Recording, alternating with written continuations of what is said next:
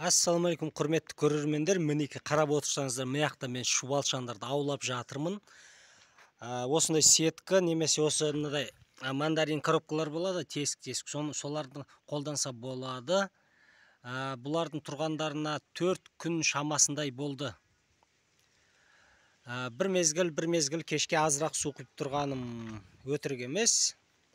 Осылай 4 күннен кейін не істеймін? Мен қазір осыларды алып мынау жаңа бортқа тастайтын болам. Көздеріңізше алайын. Қараңыздар. Өздігімен олар жаңа бортқа өткісі келген жоқ. Мінекей. Көрдіңіздер ме? Шұбалшандарды осылай аулайды. Мына жақта қаншама көп шұбалшандар іріктеліп, жаңағыдай осы жаққа келді. Енді мен не істеймін? Осы жаңа ящиктерге, жаңағы босаған ящиктерді қайтадан алып осы жерге қоятын болам. Орнына қоямын.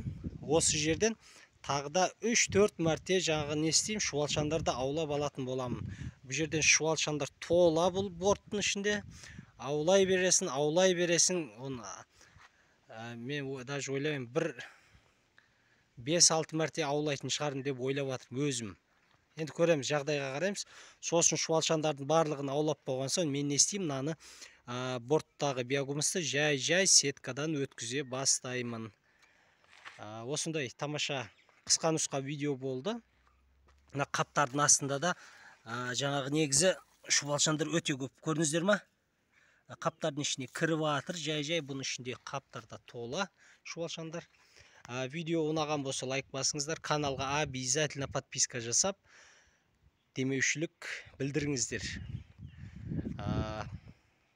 Назарларыңызға рахмет. Сау саламат болыңыздар.